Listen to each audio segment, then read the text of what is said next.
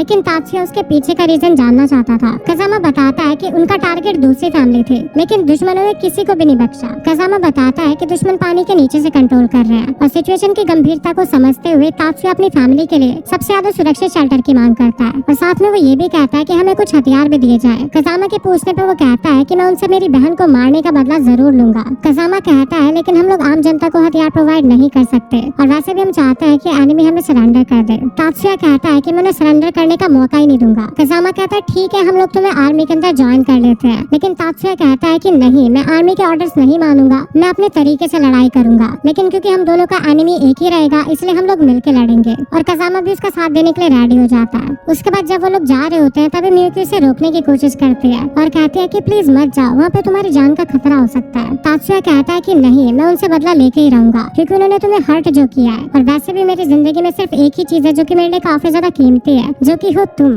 और उन्होंने मेरी सबसे प्यारी चीज को चोट पहुंचाई है। इसी वजह से जब तक मैं उनसे बदला नहीं ले लेता तब तक मुझे शांति नहीं मिलेगी। उसके बाद वो मियुकी से वादा करता है कि तुम चिंता मत करो, मैं वापस जरूर आऊंगा और मेरे पास जो पावर्स है उनसे मैं बड़ी आसानी से उन्हें हरा सकता हूँ। अगले सीन में हम लोग देखते हैं कि उनकी फैमिली तात्सुया पूरी मिलिट्री को दुश्मनों से लड़ते हुए देखते हैं। हानुमी कहती है कि लड़ाई एक बुरे सपने की तरह होती है और जो तात्सुया होता है वो अपने मैजिक से सभी दुश्मनों को काफी अच्छे से मजा चखा रहा होता है और दुश्मनों की हालत ये चीज देखे काफी ज्यादा खराब हो रही होती है कि तात्सुया उन्हें तो मार ही रहा है लेकिन साथ ही साथ वो अपने सोल्जर्स को भी जिंदा कर दे रहा है। उसके बाद मियुकी अपनी मॉम से पूछती है कि आखिरकार मेरे भाई ने ये क्यों कहा कि मैं ही वो चीज हूँ जो कि उसके लिए सबसे ज्यादा कीमती है। उसकी मॉम कहती है कि ठीक है, मैं तुम्हें इसका आंसर दूंगी, लेकिन सबसे पहले तुम तात्सुया को अपना भाई कहना बंद करो। मियुकी कहती है कि आप ऐसा कैसे कह सकती हैं, अभी उन्होंने हमारी जान बचाई है। उसकी मॉम कहती है कि हाँ, क्योंकि एक वही चीज है जो कि वो कर सकता है। तात्सुया बचपन से ही एक डिफेक्टिव मैजिशियन था। मैजिक वो चीज होती है जो कि किसी भी चीज की इन्फॉर्मेशन को रीड करके उसे बिल्कुल किसी और चीज में कन्वर्ट कर दे, लेकिन तात्सुया के केस में ऐसा बिल्कुल भी नहीं था। तात्सुया किसी भी बॉडी की इन्फॉर्मेशन को डिकम्पोज करके उसे वापस से रीअसेंबल कर सकता था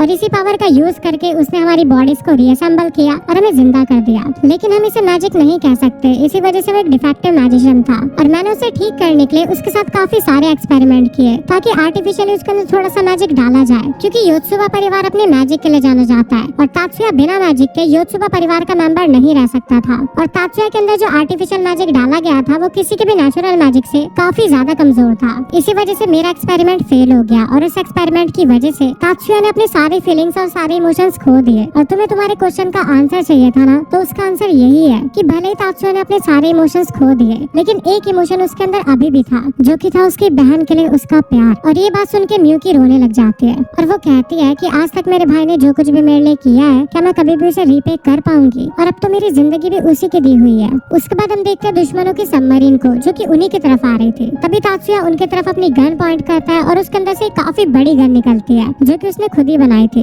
तभी होनामी तात्सुया की मॉम से वहाँ पे जाने की परमिशन लेती है और उसकी मॉम भी उसे हाँ कर देती है क्योंकि वो जानना चाहती थी कि आखिरकार तात्सुया का प्लान क्या है। उसके बाद तात्सुया अपने साथियों से कहता है कि मैं यहाँ पे संभाल लूंगा और तुम लोग वापस से बेस पे जाओ, लेकिन उसके साथी कहते हैं अगर हम जाएंगे तो तुम भी हमारे साथ चलोगे। लेकिन तात्सुया कहता है कि नहीं, जब तक मैं एनिमीज को खत्म नहीं कर देता तब तक बेस सुरक्षित नहीं है। उसके साथी कहते हैं अगर ऐसी बात है तो हम भी तुम्हारे साथ ही रहेंगे, भले ही हमारी जान क्यों न चली जाए। तभी तात्सुया उन सबमरीन की तरफ फायर करता है और उस सबमरीन के अंदर से भी काफी सारी फायरिंग होने लगती है, लेकिन तात्सुया के साथ ही उसी वक्त वहाँ पे एक शील्ड बना लेते हैं और उसे बचा लेते हैं। उसके बाद वो सबमरीन काफी बड़ी बड़ी मिसाइल्स फायर करती है। तभी वहाँ पे होनामी आ जाती है और वो एक शील्ड बना के सभी लोगों को बचा लेती है। और यहाँ पे जो तात्सुया होता है उसकी सारी कैलकुलेशन भी कंप्लीट हो चुकी थी और वो उनके ऊपर फायर कर देता है और बोलता है मटेरियल बस एक्टिवेट, और वहाँ पे काफी बड़ा एक्सप्लोजन होता है। इधर हम देखते हैं होनामी को जिसने अपनी पावर से काफी बड़ी बड़ी मिसाइल्स को हैंडल किया था और अब उसके शरीर में काफी ज्यादा डैमेज आ चुका था, इस वजह से वो नीचे गिर जाती है। दूसरी तरफ तात्सुया का जो एक्सप्लोजिव होता है उससे काफी बड़ी सुनामी भी आने लगती है और वो लोग वहाँ से निकल जाते हैं। उसके बाद हम देखते हैं होनामी को जो कि मरने वाली होती है और वो कहती है मैं बस अपनी ड्यूटी को निभाने का एक मौका ढूंढ रही थी ताकि मैं एक इंसान की तरह इस दुनिया से जा सकूं, ना कि एक रोबोट की तरह। और ये सब कुछ वो तात्सुया को इसलिए कह रही होती है ताकि तात्सुया को उससे एक सीख मिले। और ये चैप्टर यहीं पे एंड हो जाता है। चैप्टर 2 की स्टार्टिंग में हम लोग देखते हैं कि आज तात्सुया की स्कूल सेरेमनी है, लेकिन उसे ऑडिटोरियम में नहीं बुलाया गया। मियुकी उससे कहती है कि तुमने तो एग्जाम में टॉप किया था, लेकिन फिर भी तुम्हारे साथ उन्होंने ऐसा क्यों किया। तात्सुया कहता है कि सिर्फ पेपर वाले एग्जाम दे के वो खुद को मैजिशियन साबित नहीं कर सकता, लेकिन मियुकी चाहती थी कि तात्सुया के स्किल्स को देख के उसे भी बाकी मैजिशियन की तरह सम्मान मिलना चाहिए। तात्सुया को पता था कि वो उसकी काफी चिंता करती है और तात्सुया को भी उसकी उतनी ही चिंता थी।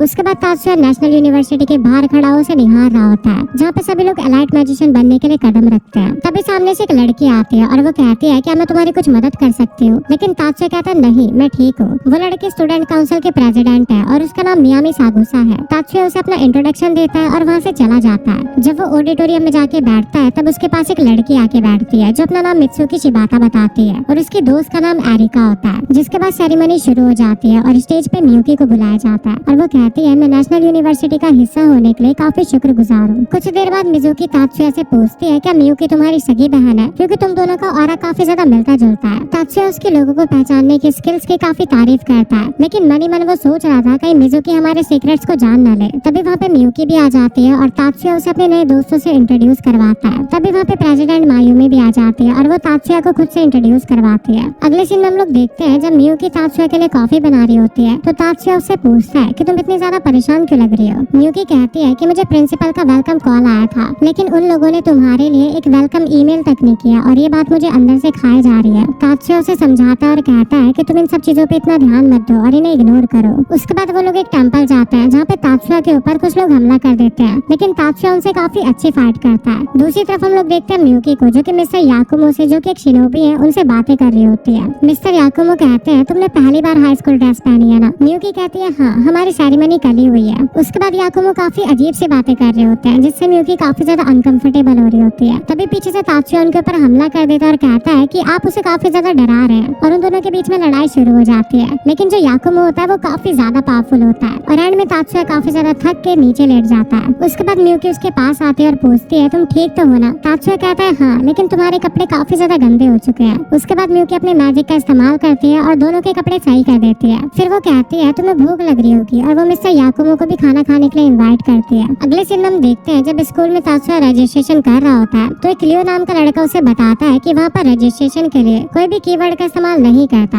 लियो तात्सुया से उसके सिग्नेचर मैजिक के बारे में पूछता है, लेकिन तात्सुया कहता है कि मैं एक मैजिक इंजीनियर बनना चाहता हूँ क्योंकि मेरे पास कोई प्रैक्टिकल स्किल नहीं है। तभी लियो और एरिका में लुक्स के ऊपर बात छिड़ जाती है, लेकिन मिजुकी उन्हें शांत करा देती है। जब वो चारों मिलकर लंच करने जा रहे होते हैं तो उनके बीच में वापस से बहस शुरू हो जाती है। फिर वहाँ पे मियुकी आती है उन्हें ज्वाइन करने के लिए, लेकिन तभी उसके दोस्त भी आ जाते हैं और वो कहते हैं कि तुम्हें यहाँ पे नहीं बैठना चाहिए इन वीड लोगों के पास। हमें कोर्स 1 और कोर्स 2 के बीच में एक लाइन मेंटेन करके रखनी चाहिए। कोर्स 1 के स्टूडेंट कोर्स 2 के स्टूडेंट्स को काफी नीचा मानते थे, इसी वजह से लियो को काफी ज्यादा गुस्सा आ जाता है। जब शाम को सभी लोगों की छुट्टी हो जाती है तो मियुकी के क्लासमेट वापस से आते हैं और वो तात्सुया के सभी दोस्तों का मजाक उड़ाने लगते हैं। वो लोग चाहते थे कि मियुकी उन लोगों से दूर रहे। लियो कहता है अगर तुम लोग इतने ज्यादा ही सुपीरियर हो तो हमें साबित करके दिखाओ। तभी उनमें से एक लड़का लियो की तरफ अपनी गन तान देता है, लेकिन एरिका उसके सामने आके उसे बचा लेती है। जब वो अपने मैजिक का यूज करके एक दूसरे को मारने वाले होते हैं तभी वहाँ पे स्टूडेंट काउंसिल और डिसिप्लिन कम्युनिटी की हेड मारी वानाबे भी आ जाती है और उन लोगों को रोक देती है। फिर वो सभी लोगों का स्टेटमेंट लेने के लिए उन लोगों को अपने साथ बुलाती है। तभी तात्सुया उनके पास जाता है और उनसे सॉरी कहता है और बोलता है कि यहाँ पे किसी भी तरह की लड़ाई नहीं चल रही थी, हम लोग तो सिर्फ मजाक कर रहे थे। मैंने ये सुना था कि मोरोसाकी फैमिली की जो टेक्निक्स है वो काफी ज्यादा पावरफुल है, तो बस मैं फ्यूचर के रेफरेंस के लिए उन्हें देखना चाहता था। और ये सब बोल के लियो सभी लोगों को बचा लेता है और ये चैप्टर यहीं पे एंड हो जाता है। चैप्टर 3 की स्टार्टिंग में मियुकी मारी से तात्सुया की तरफ से माफी मांगती है। उसके बाद बीच में मायूमी आ जाती है और वो तात्सुया से कहती है स्कूल के रूल्स के हिसाब से तुम किसी भी स्टूडेंट से उसका मैजिक नहीं देख सकते और ये काफी ज्यादा डेंजर भी हो सकता है। मैजिक यूज करने की कुछ सीमाएं होती है।